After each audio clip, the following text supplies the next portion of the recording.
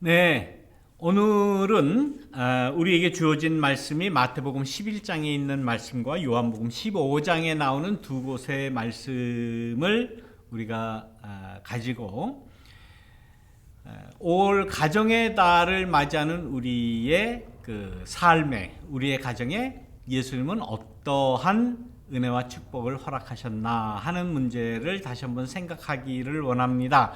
가정의 달은 물론 사랑을 전제로 하죠. 또 우애를 전제로 하고 또 서로 돕고 서로 이렇게 이끌어주는 그런 아주 우리 인간 관계에 있어서 가장 좋은 그러한 관계를 생각할 수밖에 없습니다. 그래서 가정의 달은 푸근한 그러한 달입니다. 그러나 우리의 역사가, 특히 우리 한국의 역사가 이렇게 가정의 달이라고 가정만 생각할 수 있는 그러한 역사를 우리가 가지질 않았습니다. 오늘은 5월 16일 516 하면은 여러분들 다 아시죠?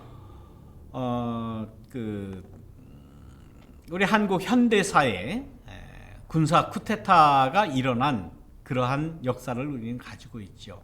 지금 미얀마에서 일어나는 군사 쿠데타로 인해서 얼마나 많은 사람이 죽고 다치고 또 가정이 파탄이 되고 얼마나 그 암울한 역사를 지금 만들어내고 있습니까? 이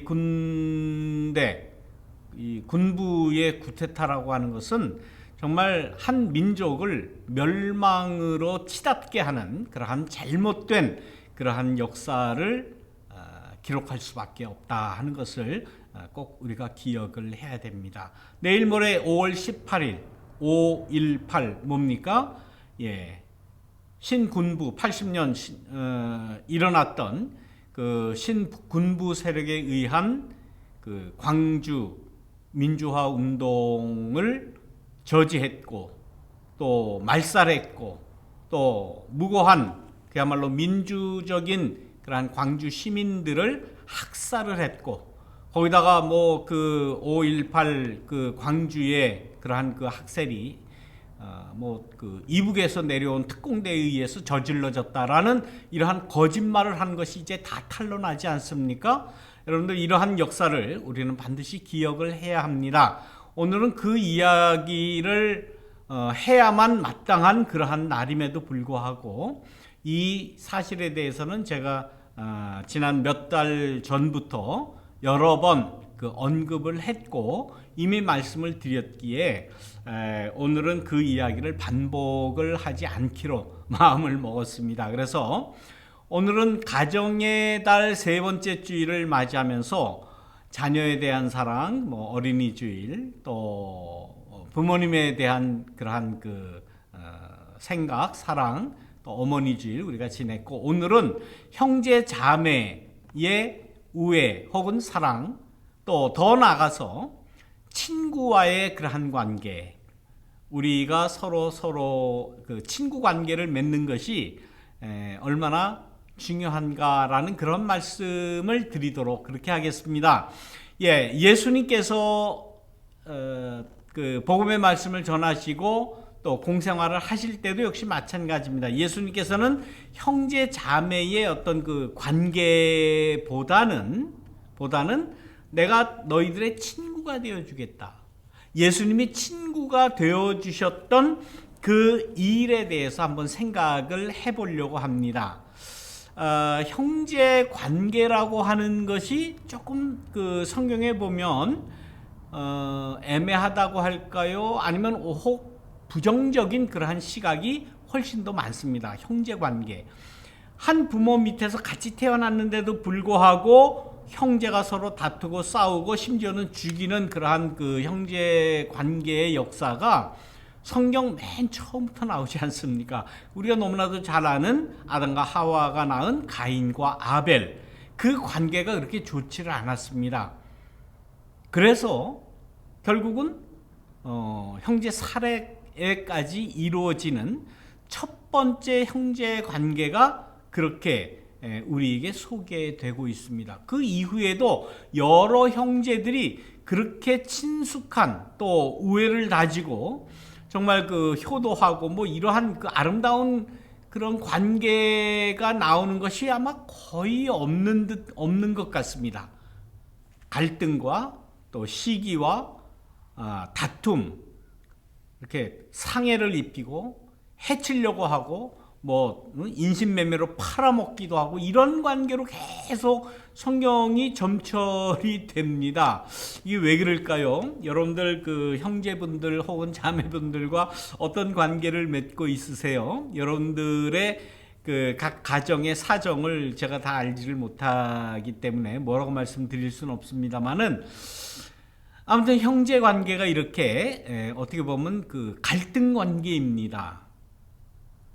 우리가 잘 아는 아브라함의 그 자녀 두 아들, 이스마엘이 먼저 나오고 그 다음에 이삭이 나오지 않습니까? 이스마엘과 이삭의 관계, 여기도 완전히 이렇게 갈라지질 않습니까? 또 그 야곱의 12 아들이 이제 12지파를 이제 형성하게 되는데, 그 전에 11번째 아들인 요셉을 이 이삭이 또 이 리브가가 편애하게 되죠. 그래서 다른 10 형제들이 시기를 하고 또 질투를 하고 급기야는 에집트의 그 노예상한테 팔아버리는 인신매매를 하고 당하는 이런 관계, 정말 도저히 어떻게 형제지간이라고 볼 수 없는 그런 관계로 이렇게 나누어지는 모습을 우리가 볼 수 있습니다. 그 이후에도 계속 그런 관계가 주로 이루어집니다. 형제 관계가 왜 이렇게 그 갈등 관계를 맺을 수밖에 없을까? 거기에는 역시 우리 인간이 누구나 다 욕망을 가지고 싶어하는 그러한 그 아버지의 그러한 권리에 대한 상속권이 문제가 되어 있습니다. 역시 어떻게 보면 재물, 돈이라고 할 수가 있죠. 누가 그 아버지의 그 장자, 그 아버지의 권리를, 가부장의 권리를 장자만이 상속하는 그 인간의 그러한 그 관습 때문에 이러한 그 결과를 맺게 하는 것 아니겠습니까? 예, 물론 그 부모의 편애도 문제가 있지만은, 그러나 기본적으로는 그러한 그 가부장의 권리를 장자만이 상속을 할 수 있다고 하는 이러한 그 제도 때문에 이러한 형제 관계가 갈등 관계를 맺는 것이 아닌가. 그래서 이제 요즘에 이 미국의 법이나 또 한국에도 이제는 법이 다 동등한 그러한 그 권리를 가지죠. 뭐 맏아들이라고, 큰아들이라고 부모의 더 많은 상속을 받을 수 있는 그러한 것은 없습니다. 누구나 다 자녀들이면 똑같은 비율로 그 부모의 유산을 이렇게 차지하게 됩니다. 그것을 볼 때에 그 부모가 자녀에게 물려주는 그런 재산이 없는 것이 제일 행복하지 않은가, 그렇게 생각을 합니다. 자녀에게 물려줄 재산이 없다고 너무나 이렇게 슬퍼하거나 또 자기 비하를 안 가지면 좋겠습니다. 그게 가정을 지키는 일이고, 또 자녀들 간의 그러한 관계를 더 이렇게 사랑으로 또 우애로 다질 수 있는 그러한 기회가 되겠다, 그렇게 생각을 합니다. 예, 오늘 예수님께서 우리가 마태복음 11장에 보면 분명히 말씀을 하시죠. 예수님께서 오셔서 굉장히 어떻게 보면 자유분방한 그러한 그 삶의 모습을 보이셨는가 봐요.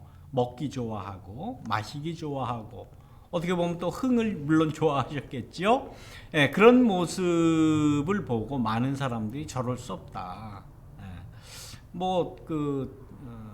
메시아라면, 혹은 구세주라면, 혹은 랍비 선생이라면, 하나님의 진리의 말씀을 가르친다면 모범이 돼야지 어떻게 저렇게 자유분방하게 생활을 할 수가 있는가. 그냥 먹는 거, 그냥 앉았다 하면 무조건 많은 사람들하고 먹고, 또 마시기를 즐겨워하고 뭐 이런 사람. 그래서 오죽하면 죄인과 세리의 친구다. 그렇게 표현을 했겠습니까? 예, 당시에 죄인 그러면은 뭐 세리라고 볼 수 있죠. 세리나 또 이런 그 유대교의 율법을 지킬 수 없는 그런 사람들, 종교적으로 도태된 혹은 종교적으로 낙후되거나 율법을 지키지 않는 그런 사람들과 당신은 친구입니다 라고 이야기를 한 거예요. 그리고 세리와 그 심지어는 창기들과의 친구가 되었다. 근데 그 이야기를 예수님은 마다하지 않았어요. 그래, 옳다.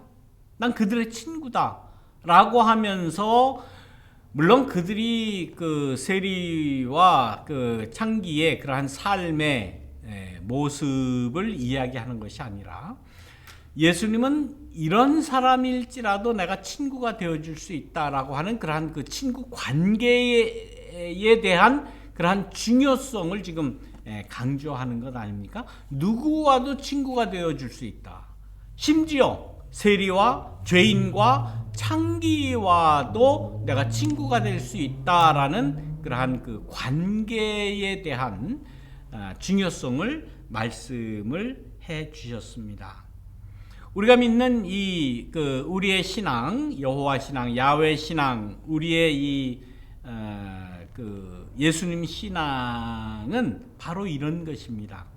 우리가 믿는 그 하나님은 우리의 친구 되시는 분이다. 그래서 우리와 소통하고 우리와 함께 삶을 나누고 또 우리의 슬픔, 기쁨, 또 우리의 억압 혹은 우리의 해방, 이러한 것을 함께 나누는 친구와 같은 존재다라는 그러한 그 신앙, 이것을, 이러한 관계, 이런 것을 우리가 함께 나누는 그러한 종교입니다.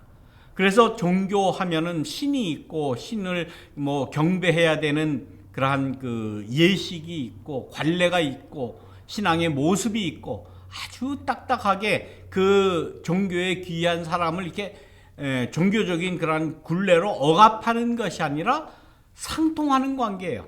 서로 통하는 관계예요. 내 마음이 그렇듯 너의 마음도 그런 마음을 가졌으면 좋겠다라고 이 마음과 마음이 만나는 그러한 관계가 우리가 믿는 이 야훼 신앙이다 혹은 예수님 신앙이다라고 볼 수가 있는 것입니다. 얼마나 마음이 이렇게 편해집니까? 이게 프리해지잖아요.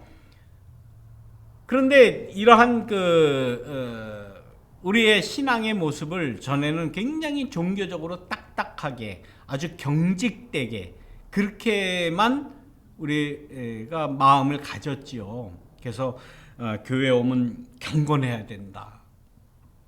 뭐 이렇게 격식을 갖춰야 된다.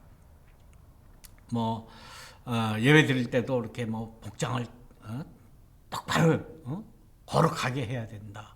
뭐 등등 뭐 여러 가지 이렇게 제약된 그러한 모습을 많이 강조를 했습니다. 저만은 지금 넥타이 안 하고 있잖아요. 저는 얼마나 여기 답답하지 않고 편한지 모르겠어요. 근데 옛날에는 이건 상상도 못하던 일입니다. 어디 목사가 주일 예배에 설교를 하면서 넥타이를 안 해? 거기다 심지어는 시꺼먼 가운까지 입었어요. 그 양복 입고 그 위에 또 가운도 입고. 그게 더우니까 옛날에는 또 양복을 벗고 가운을 입었습니다. 그게 또 문제가 된 적이 있습니다. 어디 양복을 입고 그 위에 가운을 입고 자기의 인간적인 모습을 가려야지. 그게 뭐냐 말이야. 지금 제가 이렇게 넥타이 풀고 설교 한다 그러면은 옛날 같으면은 정말 큰 질책을 받았을 일입니다. 근데 그것이 아니잖아요. 그것이 진실한 마음이 아니잖아요. 하나님과 소통하는 관계를 맺는 너희가 진리를 알지니 진리가 너희를 자유케 하리라 라고 하신 그 자유, 물론 뭐 넥타이 풀르고 안 풀르고의 그러한 자유를 의미하는 것은 아니지만, 그러나 그렇지 않아요. 그런 것도 많은 영향이 있습니다. 뭔가 이렇게 교회라고, 신앙이라고, 혹은 목사라고, 뭐 장로라고, 집사라고, 예배 시간이라고, 이렇게 뭐 꽉 무슨 뭐 그 격식을 갖춰야 되는 것, 이것은 친구 관계가 아니에요. 친구 관계는 상통하는 관계 아닙니까? 커뮤니케이션이 이루어지는 관계예요. 아주 무거운 그러한 마음을 가지고, 경직된 마음을 가지고 무슨 상통이 있겠습니까? 자유로워야 돼요. 예수님은 아까 그 마태복음 11장에 말씀 나오는 대로 세리와 창기와도 친구가 되는 그러한 관계다라고 말씀을 하시잖아요. 예수님은 아니다, 내가 어디 감히 죄인들하고 세리하고 창기랑 내가 친구 되는 게 말이 되느냐라고 마다하지 않으셨어요. 그 말씀 그냥 들었고 계속해서 죄인들과 함께 한 상에서 밥을 먹고 이야기하고 기뻐하고 마시고 즐거운 그러한 커뮤니케이션을 이뤘다 하는 말씀을 우리가 볼 수가 있습니다. 그런 가운데 항상 웃음이 나올 수 있는 거죠. 그리고 기쁨이 거기에서 생성이 되는 거예요. 그러면 그러한 관계를 맺은 이후에 행복함을 느끼게 되는 거예요. 그러면서 예수님께서 말씀하십니다. 나는 죄인들의 친구다. 그러면서 귀 있는 사람은 들어라. 항상 희망적인 그러한 관계를 커뮤니케이션을 이루신 분이 예수님이다.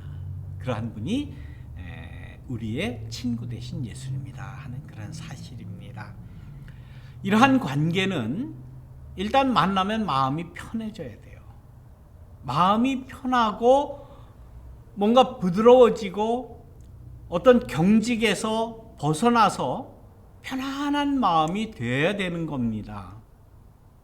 만나기만 하면 불편하고 만나기 싫고, 그런데 얼굴을 찌푸리면서 고개를 돌리면서도 만날 수밖에 없는 그러한 관계의 신앙생활 여러분들 혹 없으셨습니까? 저는 많이 있었습니다. 제가 이제 젊을 때에 이제 그런 일들이 조금 있었어요. 늘 장로님 혹은 그 교회에 오래 다니신 그런 분들은 젊은 목사를 만나면 가르치려고 합니다. 예, 목사가 그러면 안 된다. 목사는 이래야 된다. 목사님, 목회 그렇게 하는 거 아닙니다. 뭐 이렇게까지 얘기들을 해요.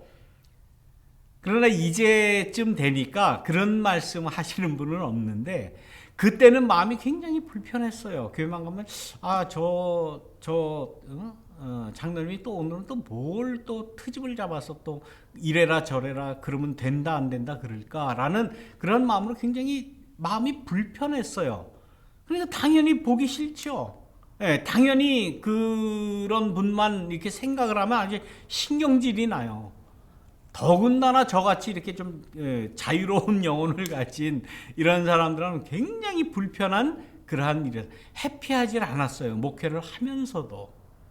그런 일이 있으니까 모두 다 그런 건 아니고 그런 분이 계셔요. 그런 분이 굉장히 경직된 그러한 분으로서 뭐 이렇게 하면 되느냐, 목사한테만 그런 게 아니에요. 누구에게나 다 그래요. 꼭 나이 드신 분이라고 그러지 않습니다. 젊은 사람도 그래요. 젊은 사람들도 목사님이 그럴 수가 있습니까? 목사님이 그런 말을 할 수가 있습니까? 아니, 목사님이 그런 복장을 할 수 있습니까? 뭐 하자는 거예요? 도대체 뭐 하자는 거예요? 신앙생활이라는 건 일단 마음이 편해야 돼요.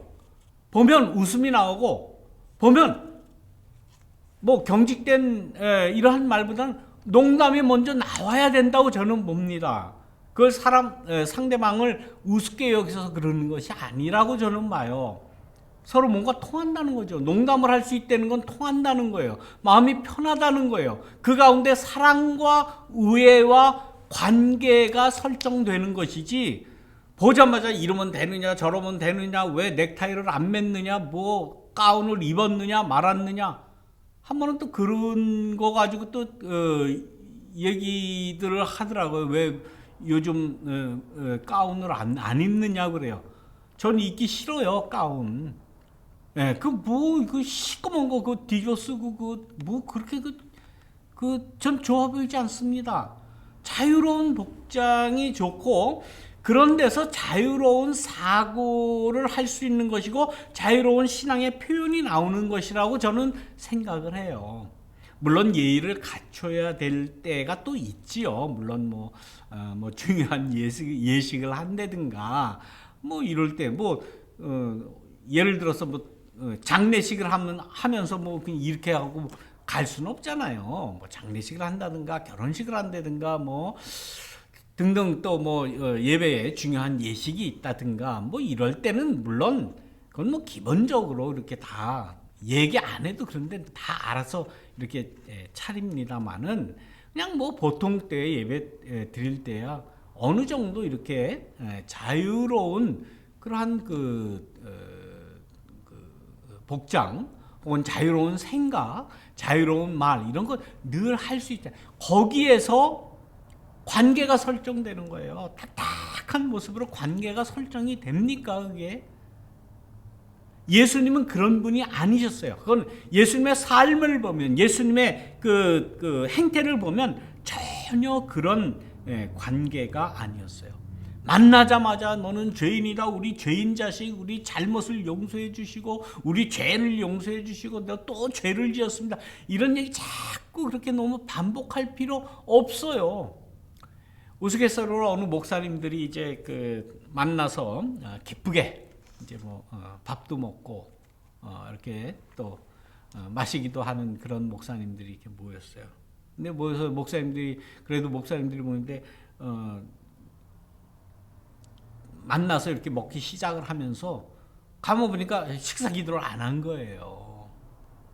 그러니까 한 목사님이 그래도 우리가 목사인데 그래도 기도를 하고 먹어야 되지 않느냐.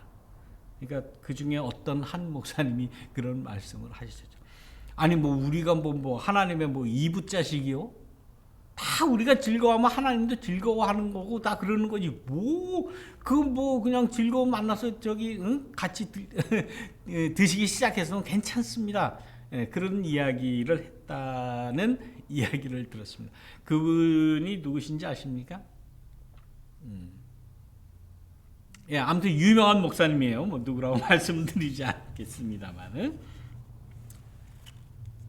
우리가 신앙생활하는 것, 우리가 관계를 맺는 것, 하나님과의 이런 관계를 맺는 건 그렇게 종교적인 어떤 균례, 의전, 예식, 격식 이런 데에 묶이지 않는 편안함을 줄 수가 있어야 돼요. 그래서 그야말로 만나면 좋은 친구, 만나면 늘 농담하고 싶은, 농담 속에 진담이 들어있다고 그러지 않습니까?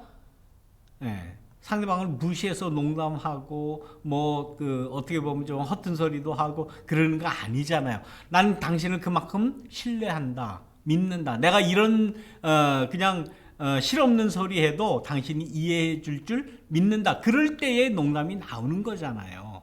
그런 신뢰감이 없으면 농담 안 나옵니다. 딱딱 해가지고 그냥 얼굴 딱 이렇게 굳어가지고 그게 무슨 관계예요. 그 만남 지나고 밖에 나오면 안 좋았던 그런 감정이 있으면 욕하죠. 그가 누구든지. 그래서 우리의 관계라고 하는 것은 예수님께서 누구와도 만나면서 편안함을 주었던 그러한 관계가 이루어진다. 우리가 너무나도 잘 아는 시편 23편의 여호와는 나의 목자시니 내가 부족함이 없으리로다 라는 그러한 말씀을 우리는 거기에 친구를 대입해서 여호와는 나의 친구이니 내가 부족함이 없다라는 말로 바꾸어서 읽고 바꾸어서 이해해도 하나도 잘못된 것 없다. 오히려 그것이 더 친근한 그러한 관계일 수 있다라는 사실입니다. 여러분들 하나님을 친구로 대하겠습니까? 친구로 이렇게 관계 맺고 싶습니까? 신으로 관계 맺고 싶습니까? 물론 그건 다 각자 자기의 원하는 바 혹은 취향 혹은 자기의 선택일 수 있습니다. 저는 하나님과의 관계가 정말 친구와 같은 그러한 관계를 맺고 싶어요. 역시 예수님도 역시 마찬가지입니다. 예수님 죄인과 세리와 창기의 친구라고 하셨듯이 예수님 나의 친구다라고 하면서 아주 편하게 허물 없이 어떻게 때로는 버릇 없이 그렇게도 굴고 싶어요. 뭐 안 될 거 뭐 있습니까? 예수님이 나랑 친구하고 싶다는데 요즘 그 젊은이들만 나랑 친구 먹자고 그러는데 아니 뭐 친구 안 먹을 친구 관계 안 먹을 뭐 이유가 뭐가 있어요? 얼마나 좋습니까? 근데 예수님은 먼저 그렇게 이야기를 하는 거예요. 먼저 그렇게 내가 너희 친구가 되어주겠다. 그 사람이 내 친구다.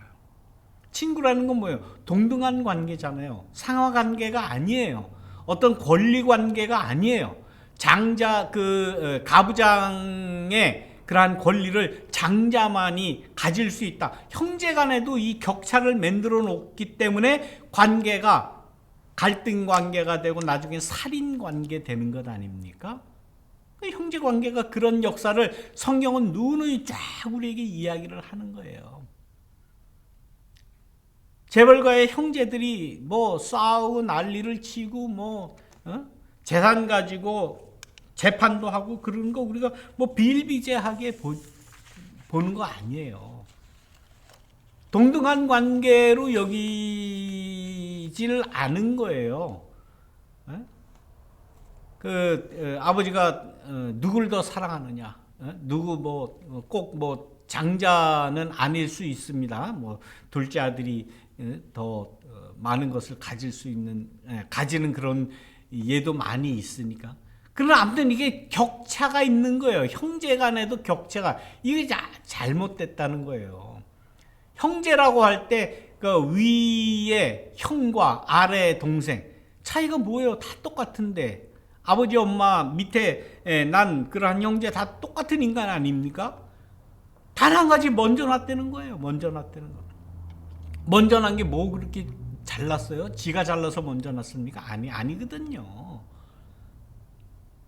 형제의 관계에서 이렇게 격차를 놓는 것, 이것은 그 아름다운 올바른 관계라고 볼 수는 없다라는 거예요. 우리가 잘 아는 빌립보서에 나오는 말씀이죠. 예수님은 근본 하나님과 동등된 그러한 분이시지만은 자기를 스스로 낮춰서 우리와 이 천한 인간, 우리와 같은 천한 인간들과 동등해지셨다라고 말씀을 하신 거 아닙니까? 그것이 초대교회 때에 가장 첫 번째 되는 그리스도 찬가, 가장 중요하게 고백되었던 그리스도 찬가에 그렇게 이야기하잖아요. 격차를 스스로 예수님께서는 허물었던 그러한 분이다라는 그러한 존재입니다. 그런 격차를 다 격파하고 나는 너와 똑같은 관계야. 마음이 긴장이 해소가 되고 얼굴에는 웃음이 띄어지고 그야말로 형제로서 형제 자매로서 친구로서 맘먹을 수 있는 그러한 관계가 될 때에 바라만 봐도 흐뭇한 것 아니에요. 바라만 봐도 눈을 흘기게 되고 고개를 절레절레 흔들게 되고 이런 관계가 얼마나 많습니까? 다 그 격을 두었기 때문에 아니에요. 예수님은 그 격을 다 허물었다. 그래서 바라만 봐도 흐뭇하고 바라만 봐도 기쁨이 나오고 농담이 나오고 그런 관계를 예수님은 참 그리스도인들과의 성도들과의 그러한 관계라고 말씀을 해 주시는 것 아닙니까?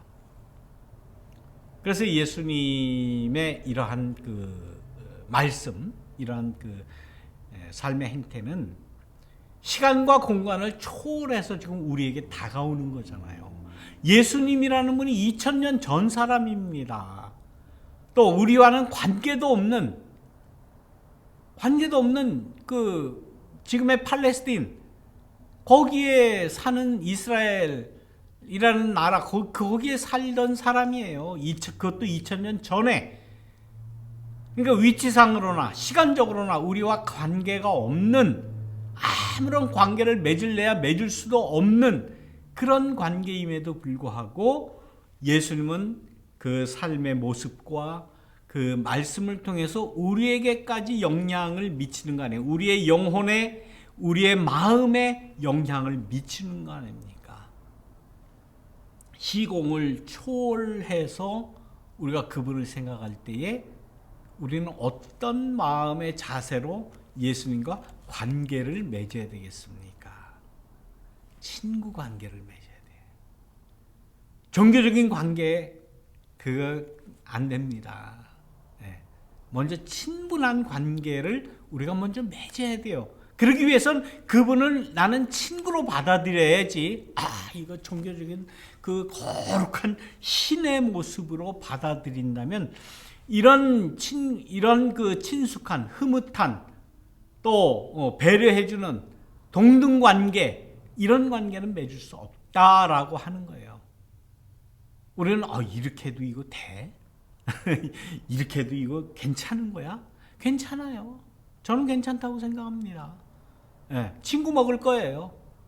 친구 관계로 농담도 하고, 뭐 투정도 하고 불평도 하고, 그러면서 또다시 위로도 받고 사랑도 나누는 그러한 관계를 맺을 거예요. 그럼 어떻게 그걸 맺을 수가 있느냐? 오늘 요한복음 본문에서는 분명히 말씀을 합니다. 나와 너희는 너무나도 멀어.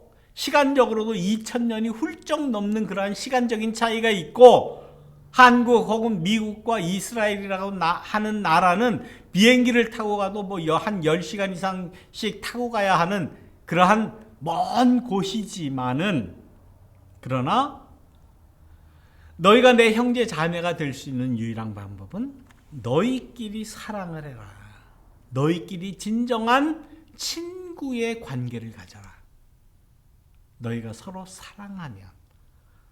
여기에서는 너희가 사랑할 때는 그야말로 그 큰아들과 작은아들 이런 관계로 이런 형제 관계를 맺어라가 아니라 뭡니까?